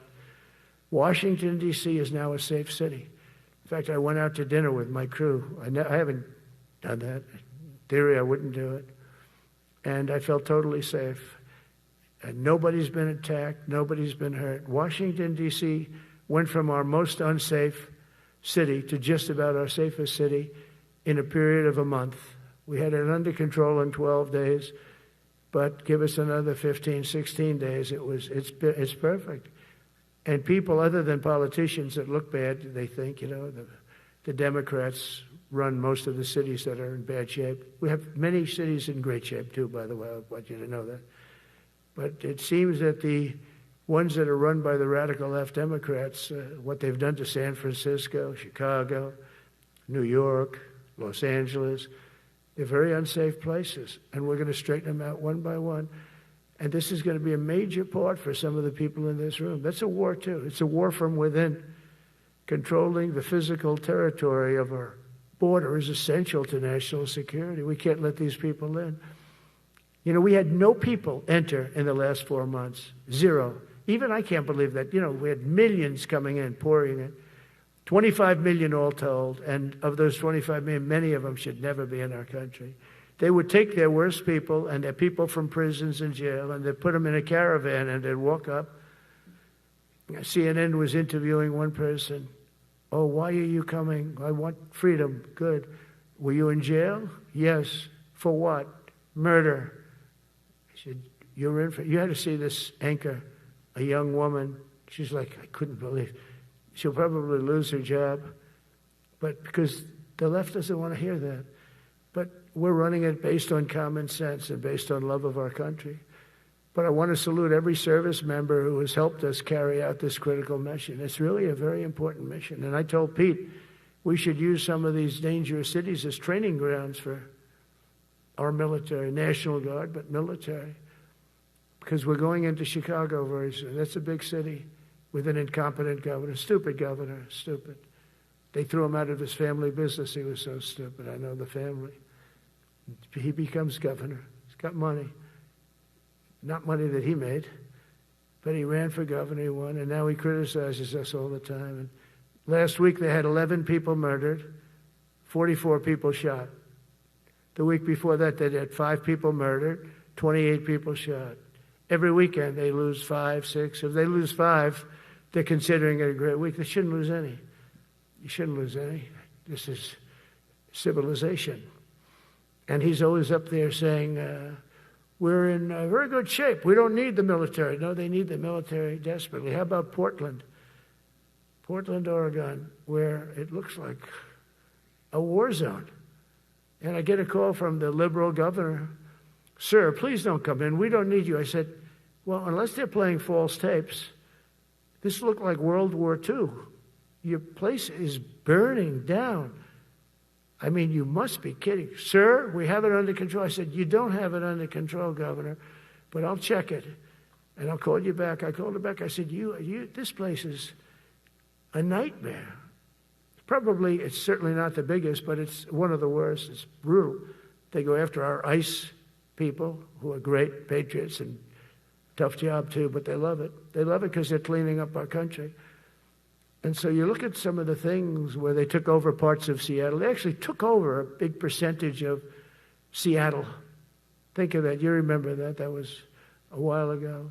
And I sent in the troops, and they were gone. As soon as I sent them in, when we send in the troops, if you have a real leader that says you got to do what you have to do, I put that out the other day. You got to do what you got to do because we don't want our people hurt as they stand by.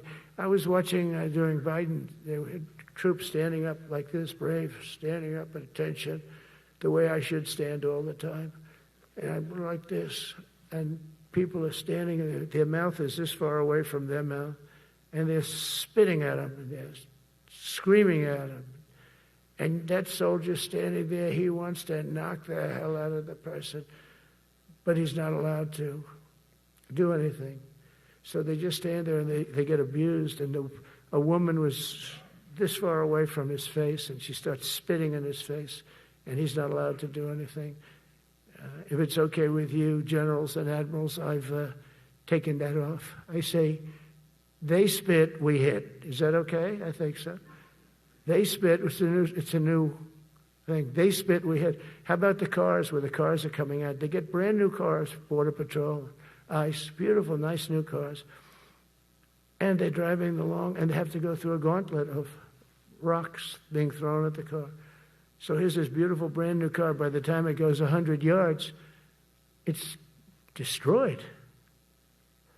These guys have pretty good arms, some of them. And they're throwing bricks at full force into the window and into the car. It looks like it's a war zone. And I said, never let that happen again. From now on, if that ever happens, and I say it here, you get out of that car and you can do whatever the hell you want to do. Because those people are you can die from that. Those bricks go through the windows. You can die. They'd like it to. They'd like it to go through the window.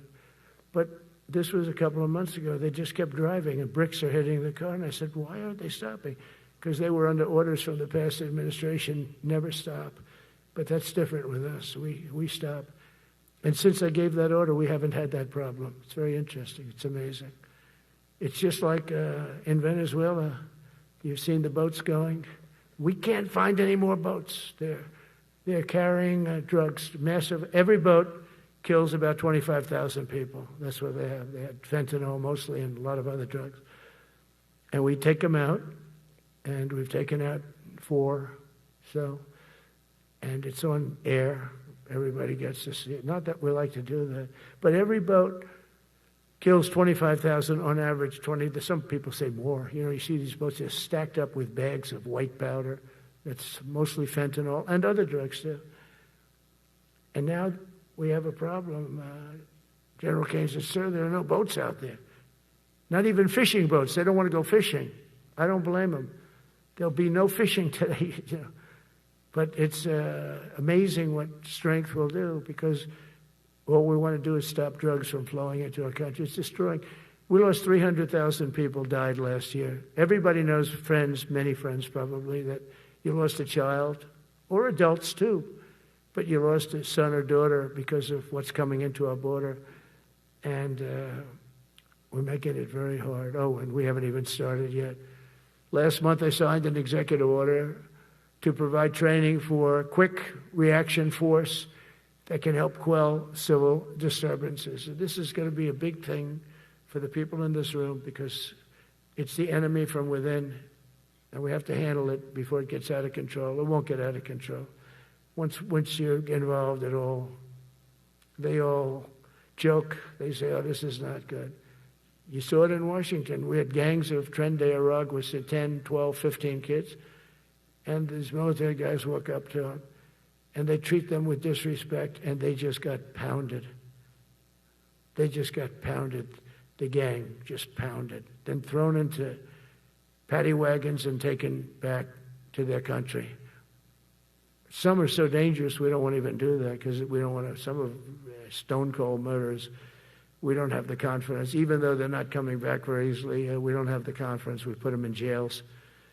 But these service members are following in a great and storied military tradition, from protecting frontier communities to chasing outlaws and bandits in the Wild West. And our history is filled with military heroes who took on all enemies, foreign and domestic. You know that phrase very well. That's what the oath says, foreign and domestic. Well, we also have domestic.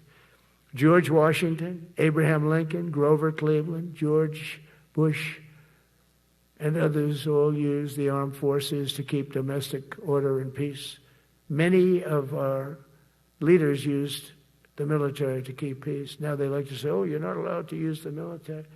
And you know what the people say? The people in those cities where they're being raped and shot and beat up, you know what they say? We love the military. You ever see where they interview the people on the street? I've never seen somebody say they don't, unless they're radical and paid off, because a lot of these insurrectionists are paid by, whether it's Soros or other people, but they're paid by the radical left. So today I want to thank every service member from general to private who has bravely helped us secure the nation's capital and make America safe for the American people. It's amazing. The whole world is watching. Everybody in the White House, they come up to me, young women, sir, thank you. I know immediately what they thank you. They don't have to say it. They walk to work now to the White House. We haven't had a crime in Washington in so long because we got the careers. We call them the careers. We got these lunatics out, and they'll never be any good. You know, I hate to tell this to the liberal media. You could spend time with them. You could do whatever you want. You could send them to the finer schools, which they couldn't get into anyway, mentally. They couldn't get in, but no matter what you do, they'll never be good. They're bad. They're career criminals. I don't know, maybe they were born that way. Some people don't like me to say that, but maybe they were. Certainly some were. Together with the leaders here today, we're also restoring a needed focus on defeating threats in the Western Hemisphere. Throughout this region, cartel terrorists have been allowed to wage a relentless campaign of death and destruction on our country, all because we had weak leadership on top. And we did a great job with it first term, but this is something else what we're doing now. We're taking it to the next level, probably next level times 3. But we had COVID come up, and we had to take care of that. We did a great job with COVID. We had the therapeutics. It's just Regeneron. So many things we did for COVID, but we had to focus on that, and every other country in the world was being decimated by COVID. So we had to change gear a little bit to take care of that. But under our leadership, the military is now the knife's edge in combating this sinister enemy. We have to put the traffickers and cartels on notice, and we've done that. And we put them, a lot of them, we've called them a terrorist organization, which is actually a big thing to do. Nobody's done it, but I've done it with a lot of them. It gives you a tremendous advantage. If you try to poison our people, we will blow you out of existence, because that's the only language they really understand. That's why you don't see any more boats on the ocean. You don't see any boats. Around Venezuela, there's nothing. As president, I will never hesitate to defend our people from threats of violence, from the horrible plague that's taking place from within the Iran nuclear power, the Iran, all of the great power that we thought existed, we blew it out to kingdom. We took advantage of it, and we just really took advantage of it, and it was a beautiful thing to see, and that's what military power can achieve. That's why I chose Raising Cane. He's fantastic, by the way. I hope you all agree. If anybody disagrees, could I please have your hand? Who disappears that Raising Cane is no good? Just raise your hand. I don't see any hands raised. All right. That means you're okay. That means that he's okay now, but I saw his results. You know, he took out ISIS. I was told it was going to take 4 years. It took 4 weeks. I went to see him, and he took him out in 4 weeks, knocked him out, knocked him to hell. And I was told by military people it was going to take 4 to 5 years to do it. And I don't even know if we'll have it then, sir. These were the Washington generals. I call them the television generals. But Raising Cane did it in 4 weeks, took out 100% of the ISIS caliphate. As a result of these actions and many others since my inauguration, we're witnessing the triumphant return of peace through strength. We have great peace through strength. America is respected again as a country. We were not respected with Biden. They looked at him falling downstairs every day. Every day the guy's falling downstairs. He said, it's not our president. We can't have it. I'm very careful, you know, when I walk downstairs, like I'm on stairs, like these stairs, I walk very slowly. Nobody has to set a record. Just try not to fall, because it doesn't work out well. A few of our presidents have fallen, and it became a part of their legacy. We don't want that. You walk nice and easy. You don't have to set any record. Be cool. Be cool when you walk down, but don't bop down the stairs. So one thing with Obama, I had zero respect for him as a president, but he would bop down those stairs. I've never said, da-da, da-da, da-da, bop, bop, bop. He'd go down the stairs, wouldn't hold on. I said, it's great. I don't want to do it. I guess I could do it. But eventually, bad things are going to happen. And it only takes once. But he did a lousy job as president. A year ago, we were a dead country. We were dead. This country was going to hell. We were dead in every way, from immigration to military. We didn't have the weapons. We were given everything to Ukraine. We had nothing. And by the way, I have to tell you, now, as you know, I went over and I met with NATO, and NATO raised from 2 to 5, which everyone said 5% of GDP. Millions and now trillions of dollars are pouring in. They didn't pay the 2% because they know we were there to pay it. And now they paid the 5%. That's trillions of dollars. And we're not spending any money on that war, not 10 cents. We sell our equipment to NATO. NATO pays us for the equipment, and they give it to Ukraine or whoever they give it to. They can keep it, but we're not involved. We have no money going out. Biden gave $350 billion. Not sustainable. $350 billion. And we have a war that should have never started. But we're not doing that anymore. So I just want you to know we're selling equipment. Our people are buying equipment. They are buying the equipment at full price, a fair price. So I don't want to say we're making money, because I don't want to be making money on a war. It's too many people dying. They're losing 7,000 soldiers a week. A lot of them are Russian soldiers, but between the two countries, mostly soldiers, by the way. Sometimes, you know, in Kiev, they'll lob a missile in or some drones in, kill some people. But mostly it's soldiers. Russia and Ukraine are losing 7,000 souls. And, you know, they're not American. They're not us. They're not you. We have a special obligation. But they're soldiers. They're young people. They leave their parents. They wave goodbye. And then 2 days later, they're blown up so unnecessarily. And so that's the primary reason I want to get it done. We got to get it done. It's crazy what's going on. That's the worst war that there's been since World War II. The number of soldiers that are being killed there is just crazy. From 5,000 to 7,000 soldiers die a week. Think of that. So I think we'll get that done. But that's turned out to be the toughest one. I'm so disappointed in President Putin. I thought he would get this thing over with. He should have had that war done in a week. And I said to him, you don't look good. You're 4 years fighting a war that should have taken a week. Are you a paper tiger? And it's a shame, but I think eventually we'll get that one done, just like in theory, I want to knock on wood, because you never know. It's like we're going to have the Middle East done, which is actually a much harder thing to do. I mean, thousands of years, but we have to get that war done. So now just think of it, we're a dead country. I was with the King of Saudi Arabia, a great guy. I was with the Emir of Qatar. I was with the great leadership of UAE. I was over there. We brought back $2 trillion and more.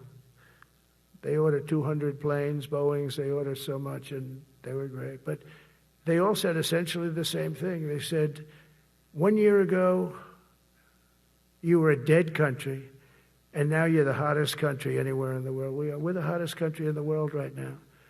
The absolute hottest country in the world. There's nobody even close. Putin said that to me. We met in Alaska, had a good meeting. Then he went back and started sending drones into Kiev. I said, I thought we had a good meeting. But it's one of those things. But we were a dead country a year ago, and now we're the hottest country anywhere in the world. Think of that. You can be proud of that. And you must have felt like hell when you have a wife or a husband at home, and you used to read the numbers that we can't get people to join the Army, Navy, Air Force, Marines, Coast Guard. You must have felt like, I have a job that nobody wants. That doesn't feel good. Well, now you have a job that is brimming over with people wanting it. They want it. And you're able to get a much higher quality because now you have your choice. You want so many. And we're going to have many, many people that aren't going to be able to join because of the fact that we don't need them at this moment. But think of it, what a difference that is from, I could just imagine 2 years ago, you're reading front page articles in the New York Times, of course, and Wall Street Journal. They always give us unfair stories. But they played it so big. They were playing it so big. Nobody wants to join the Army, the Marines, the Air Force. They don't want to join. They don't want to join the Coast Guard at all. Nobody wants to join. Nobody wants to join our police forces. Our police forces also. It almost went hand in hand. And I used to say, boy, I'm speaking in front of the military today, and it's embarrassing because I'm speaking in front of people who have a job that other people don't want, but now you have a job that everybody wants. So I think that has to make you feel good. It's one of the reasons I love being here today, because I wanted to say that. I have to say that. Everybody wants to be in the Army, the Navy, the Air Force, the Marines. If you think the Coast Guard and Space Force, our beautiful Space Force, it's a whole different world. And now they're signing up, by the way, seriously big numbers for the police. Dangerous job, isn't it? Huh? Fire department. But that's the paving the way for progress once thought almost impossible. I mean, a year ago, you wouldn't have thought that was possible. A year ago, they were talking about making the military smaller because they can't get the people to join. We're thinking about making it larger because we have so many people. And it's nice to be able to cut people because of merit that aren't really qualified for any reason, a physical reason, a mental reason. You don't have to take them anymore because you have the pick of the litter. And they all want to be with you. They all want your job. They want to be with you. They want to work with you. They'll even take your job, Got to be a little bit sharp. You got to watch it. But everybody wants to be doing what you're doing now. What a difference when I speak to you, and I can say that as opposed to a couple of years ago when I was talking to rooms where they were desperate to get people and they couldn't get them. What a difference a presidential election can make. That's all it is. It's just a presidential election. Yesterday at the White House, we put forward a plan for peace in Gaza. We announced it, and we're going to create something that was my idea, but unfortunately I got drafted.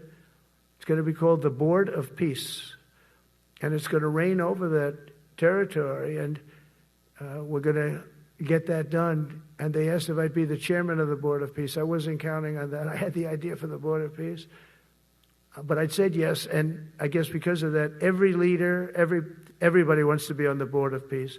And we're going to watch over that very volatile part of the world and keep it non-volatile so you don't have to get involved. We want to save you for other things or save you for nothing from that standpoint. We don't want you fighting wars, but if you have to, you're the most lethal fighting force in the world. And I would say that even 2-3 years ago, but now I say it with great enthusiasm. It's so true. And we're striving tirelessly to end the terrible war in Ukraine.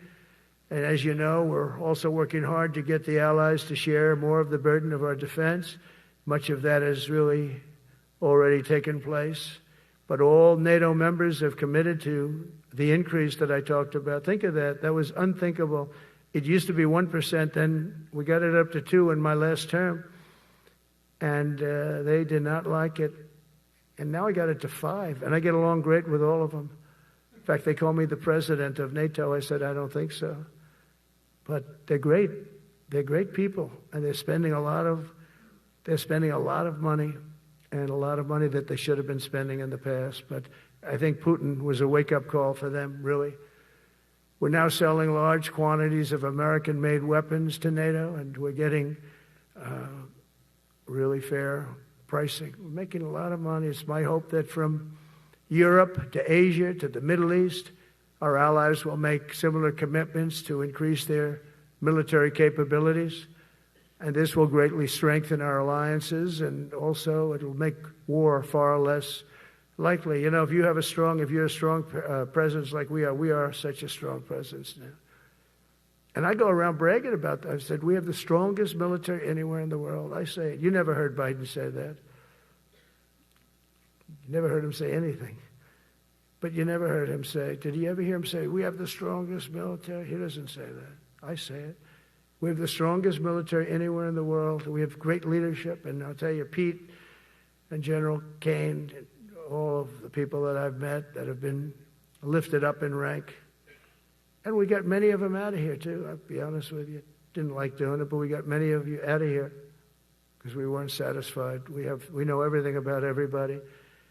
It'll also help the United States rapidly rebuild our defense industrial base. Each of you can play an important part in getting allies to do their part. So to that end, Secretary Hegseth will soon be announcing major reforms to streamline military acquisitions and expedite foreign military sales. We have tremendous numbers of countries that want to buy our equipment, and, you know, in many cases it takes too long. They have backlogged. We're backlogged on all the equipment, which is something that's new to us a little bit. And I told those companies, you better get your ass going because we're selling you a lot of equipment. We're getting countries to buy your equipment. You got to produce the equipment. Some of the countries, I'm not going to mention, but some of the countries are buying a lot. And that's a good thing. They're on our side 95%. I'll never say 100% because it can always turn, right? You know about that. But they're on our side. The problem is we have to get the companies that make this equipment, and we make the best equipment in the world, but they got to make it faster. We have orders for the F-35. We have orders for everything.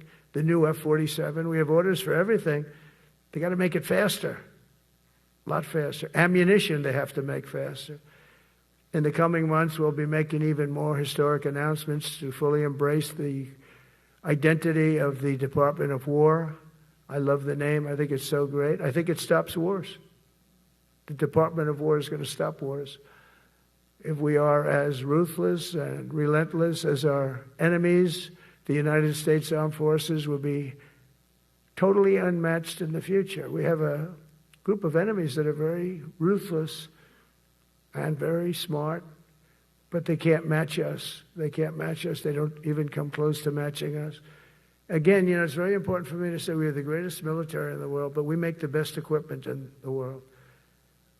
I watched our anti-missile missiles. I watched our Patriots just knock things out like a needle, hitting another needle on the stage. There's a needle up there, and you send another needle up, and it hits it every time. During the war, we went 14 for 14. We had 14, this is with Iran, we had 14 missiles coming at us. All 14 were knocked out of the sky, every one of them. We make the best equipment. From Sparta to Rome, to the British Empire, to the United States of America, history has shown that military supremacy has never been simply a matter of money or manpower. At the end of the day, it is the culture, spirit of our military that truly sets us apart from any other nation. Our ultimate strength will always come from the fierce people and those brilliant people with such pride and the unbending will and the traditions of excellence that have made us the most unstoppable force ever to walk the face of the earth. And that's what we are. Remember, we never want to use it, but we have the most powerful nuclear capability, and I call it nuclear deterrent of any other country. Nobody close. The men and women in this room inherit the legacy built and won by Washington and Jackson, Grant and Pershing, Eisenhower and Patton, Nimitz and LeMay. We carry forward the majestic military heritage passed down from father to son, soldier to soldier, and one generation of warriors to the next. You are warriors, you know that, right? You're great warriors. Well, you wouldn't be in this room. You're the best of the best. From Concord Bridge to Fort McHenry, from Gettysburg to Manila Bay, from Normandy to Sicily, and from the jungles of Vietnam to the dusty streets of Baghdad, America's military has charged into hellfire, climbed up jagged mountains, crossed roaring oceans, and thundered across open deserts to defend our flag, our freedom, and our homeland. Nobody does it like you. Now we are discovering American muscle, reasserting American might, and beginning the next story chapter in American military legends and lore. That's L-O-R-E. It is lore. When it comes to defending our way of life, nothing will slow us. No enemy will stop us. They cannot stop us. And no adversary will stand in our way. They won't stand in our way. We don't want them to stand in our way. We don't want to even put them in that position, but they're not going to stand in our way ever again. You'll never see 4 years like we had with Biden and that group of incompetent people that ran this country that should have never been there. Because we are the United States military, the best, the boldest, the bravest that the world has ever seen, that the world has ever known. With leaders like we have right here in this beautiful room today, we will vanquish every danger and crush every threat to our freedom in every generation to come, because we will fight, fight, fight, and we will win, win, win. I want to just thank you once again, and God bless the United States military, and God bless America. God bless you all. Thank you very much. Thank you.